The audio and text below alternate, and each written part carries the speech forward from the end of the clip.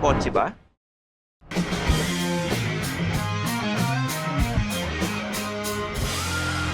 Feel kotse na.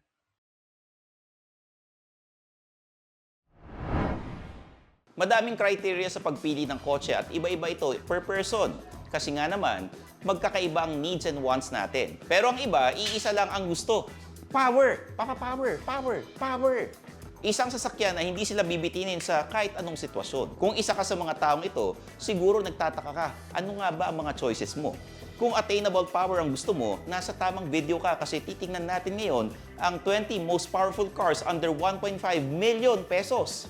Pero bago tayo magsimula, like this video and subscribe to our YouTube channel dahil kita nyo naman, we take notice kahit sa small niche of our viewers. So kayong mga power-hungry viewers, para sa inyo to. Simulan natin sa pinaka-obvious, the pickup trucks. Exempted pa rin sila sa tax and trade law, kaya naman relatively, mas mababa ang presyo nila kaysa sa mga kapatid nilang SUV. Still, they have big engines under the hood that gives them all the power you need. Naunguna sa pickups ang Isuzu D-Max, Mazda BT50 and Nissan Navara na may 187 horsepower each.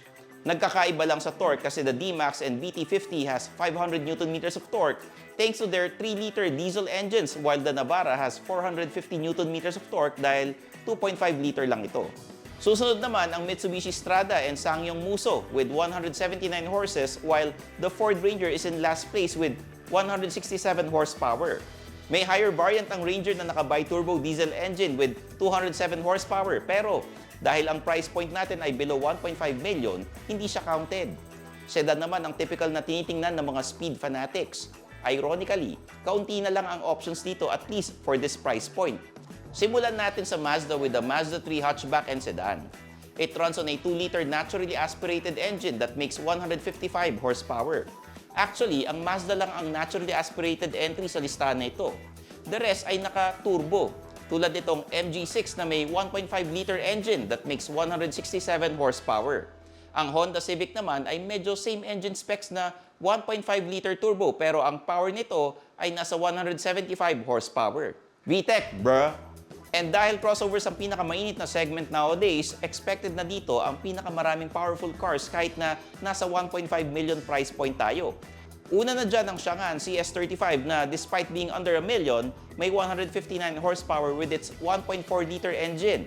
Yung kapatid naman niya na CS75 ay may slightly bigger engine at 1.5-liter turbo pero meron itong 175 horsepower. Nice! Sunod naman ang GAC GS4 with 166 horsepower followed by a very popular Geely Coolray na may 177 horsepower. Sa letrang M, nakapasok ang Maxus D60 with 167 horsepower. Ang MG naman parang proud na tatay dahil ang ZST, RX-5 and HS ay pasok sa list with 160, 167 and 166 horsepower respectively. Hindi tayo dyan nagtatapos dahil may MPV pa tayo sa listahan na ito. Siyempre nga naman, kung magbubuhat ka ng 7 tao and cargo, kailangan mo ng malakas na makina. Nandito uli ang Maxus with G50.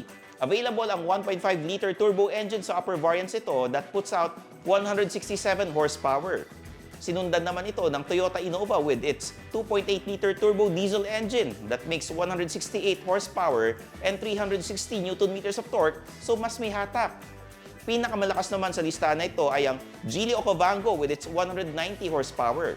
Naka 1.5-liter turbo engine lang ito pero dahil may mild hybrid system siya, nagresulta ito sa mas mataas na power rating. Lahat ng nabanggit ko rito ay under 1.5 million pesos and in other cases, like sa pickups, may variant sila na pasok sa price range natin.